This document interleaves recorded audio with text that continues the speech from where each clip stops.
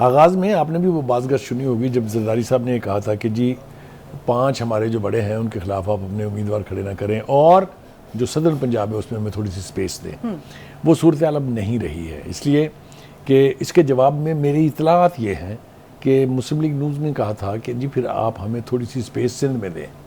अच्छा, जिसके लिए वो किसी सूरत आमादा नहीं है। और एक मज़े की बात मैं आपको बताता चलूँ कि लेवल प्लेइंग फील्ड का जिक्र तो बिलावल कर रहे हैं, लेकिन आज फारूक सत्तार साहब ने भी यही जिक्र किया है। उन्होंने भी कहा है कि सिंध में लेवल प्लेइंग फील्ड नहीं है क्योंकि गुज़श्ता 18 साल से जो हुकूमत बराजमान है उसने लेवल प्लेइंग फील्ड रहने ही नहीं दी है, उसकी गुंजाइश यानी यहाँ पे पंजाब में जो इल्ज़ाम जो है वो नून लीग पर बिलावल लगा रहे हैं, वहाँ पर वो MQM लगा वही रहे हैं। उन्होंने लगा के, तो एक तरह से मैं ये तो नहीं कहूँगा कि बैलेंस हो गया, लेकिन ये अब बज़वर्ड बन गया है लेवल प्लेइंग फील्ड, ये तराने गाए जा रहे हैं।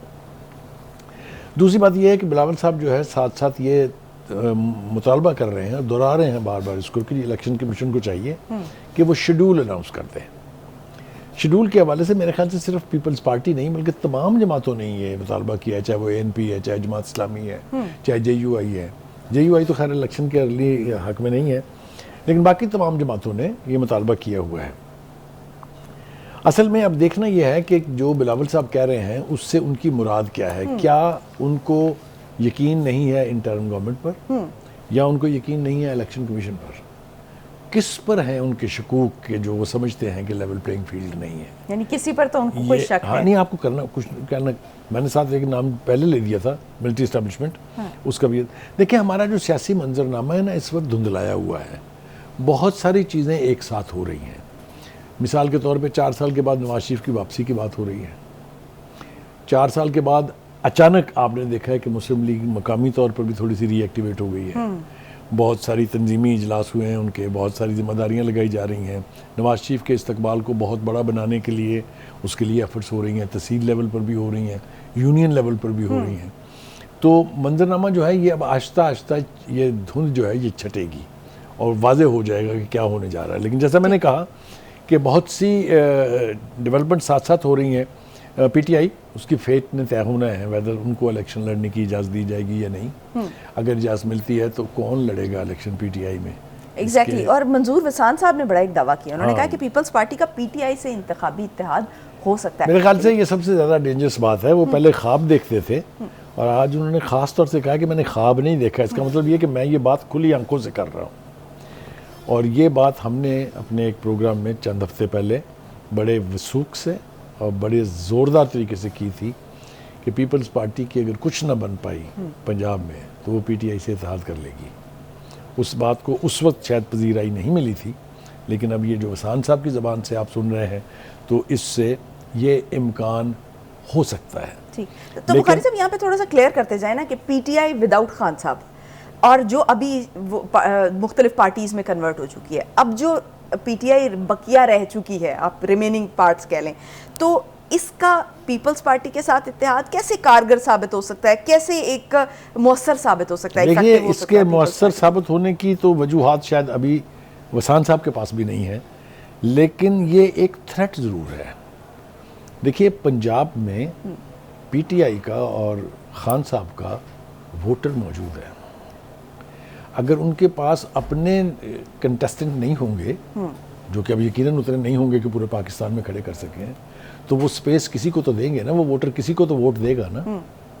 तो क्या पीपल्स पार्टी पर वो भरोसा करेंगे जो PTI का सपोर्टर है? अगर इत्तेहाद हो जाता है तो वो क्यों नहीं देंगे वोट? तो इत्तेहाद करेंगे सबसे बजाय भाई वसान साहब कह रहे हैं, मैं थोड़ी कह रहा हूँ। नहीं, आपने भी तो दावा किया था ना। करेक्ट। मैंने कहा ना कि अगर पीपल्स पार्टी की कुछ नहीं बन पाएगी तो वो यहाँ तक भी जाएंगे, पंजाब में अपने आप को एब्सोल्युटली अपने आप को रीसेलेक्ट करने के लिए। ना ही जरदारी साहब मान रहे हैं और ना ही बिलावल साहब मान रहे हैं, और मेरे ख्याल से उनको मानना भी नहीं चाहिए। उनका ख्याल ये है कि हम पंजाब में हमने रीसेलेक्ट किया है, हमारी जो पजीराई है उसमें इजाफा हुआ है, और साथ साथ वो ये भी इल्ज़ाम लगाते हैं कि माजी में हमें साजिश के तहत पंजाब से माइनस किया गया था, और उन्होंने ये इल्ज़ाम भी नून लीग के साथ जो है वो लगा दिया था। अब देखना ये है कि ये दो बड़ी पार्टियां जो अभी हाल ही में हुकूमत के इत्तेहादी थे एक दूसरे के, वो किस हद तक मुतहारब ग्रुपों में कन्वर्ट होके और एक दूसरे को कितना नुकसान पहुंचा सकते हैं। I think that remains to be seen. और उसके लिए दोनों की इलेक्शन कैंपेन क्या रंग लाएगी उससे तय होगा कि पंजाब किसका है, तो पंजाब क्या तय करने जा रहा है। पंजाब क्या तय करने जा रहा है, ठीक है। तो इनकी जो सियासी बयानबाजी है, अब क्या आपको नहीं ये और लगता जोर कि पकड़ेगी? लोग जो है वो थोड़े से अवेयर हो चुके हैं कि ये सियासी बयानबाजी है, नारेबाजी है, क्योंकि अभी तो इत्तेहाद इनका, अभी तो इत्तेहादी हुकूमत में रह चुके हैं और अब इस किस्म की बयानबाजी कर रहे हैं। हमारे मुल्क में जो सबसे बड़ी खराबी कह लीजिए या खूबी, तो खैर मैं इसको किसी सूरत नहीं कह सकता, वो ये है कि हमारे आवाम जो है ना वो नारों के पीछे बहुत भागते हैं। आप उसको नारे कह सकते हैं, आप उसको बयानियाँ कह सकते हैं, जो मर्जी आप कह दें। मिसाल के तौर पर अब नवाज शरीफ साहब ने भी बयानियाँ बनाना शुरू किया है। आपने देखा उन्होंने क्या कहा है कि अगर हम अपना पॉलिटिकल हाई रिस्क ना लेते तो पेट्रोल 1000 रुपये लीटर होता है। ये बयानियाँ है, ये रियलिटी नहीं है। Exactly. ये बयानियाँ है। तो ये बयानियों की जंग होगी। और जैसा मैंने कहा कि हमारे यहाँ चूँकि 80% पॉपुलेशन लिव्स इन विलेजेस और वो नारों के भूखे होते हैं, नारों पे यकीन कर लेते हैं। मासूम लोग, इसीलिए उन्हें कहा जाता है मासूम वोटर कहते हैं ना उनको। तो वो इन नारों का शिकार बनते हैं और उसी के ऊपर वो अपना राइट ऑफ वोट जो है वो इस्तेमाल करते हैं।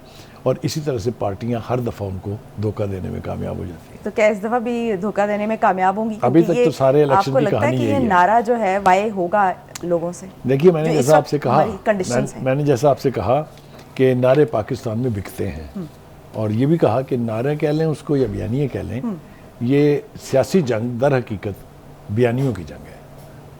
तो इतने ख़राब मुआशी हालात के बावजूद भी ये नारे बाय होंगे आपके ख्याल में? पाकिस्तान में ये माशी हालात पहली दफ़ा ख़राब नहीं हुए हैं, इससे पहले भी ख़राब थे। 2018 के इलेक्शन में भी तो यही लेके आए थे ना खान साहब कि महंगाई बहुत है जनाब, ये लूट गए, मार खा गए, फाड़ गए, यही था ना। तो खुद क्या किया? अब जो जिन्होंने उनको निकाला है वोट ऑफ नो कॉन्फिडेंस पे, क्या था बयानियाँ? देखे जी, तबाही मचा दी उन्होंने। तो ये बयानियाँ जो हैं ये हमारे यहाँ चलते हैं, हमारे यहाँ सियासत कहते ही इसी को। अच्छा, तो ये जो अभी नवाज शरीफ की वापसी का प्लान हो रहा है बुखारी साहब, अब तो थोड़ा सा इलेबोरेट भी किया जा रहा है और ये कहा जा रहा है कि अब जो मीनार पाकिस्तान है उस पर एहतजाजी जलसा होगा। यानी कि लोग जो हैं वो एयरपोर्ट से जो नवाज शरीफ साहब हैं वो मीनार पाकिस्तान आएंगे हेलीकॉप्टर के ज़रिए और वहाँ पर जो है वो जलसा किया जाएगा। और अगर नवाज शरीफ साहब को गिरफ्तार किया जाता है तो ये एहतजाजी रंग इख्तियार मैं अर्ज़ करेगा। करूँ यही कुछ 1986 में हुआ था जब बेनज़ीर एग्ज़ाइल से वापस आई थी। मुझे अच्छी तरह से याद है कि टेल जो है वो अभी एयरपोर्ट पर थी और जो आगे का था हरावल दस्ता वो मीनार पाकिस्तान पहुंच चुका था। आप तसव्वुर कीजिए कितने लोग होंगे। मेरे ख्याल से माइंड के बैक ऑफ माइंड यही है कि उसी तरह का एक मेला, जो मेला कह लीजिए या शो कह लीजिए, वो लगाया जाए और वहाँ जाके फिर कुव्वत का मुजाहरा किया जाए। जिस तरह की तैयारियों का आगाज़ हुआ है, मुझे यूँ लगता है, मैं ये तो नहीं कह रहा कि वो बेनज़ीर का रिकॉर्ड तोड़ देंगे, हाँ। लेकिन मैं ये ज़रूर कह सकता हूँ कि it's going to be a big show. Big show, you are expecting a big show? Absolutely. Okay.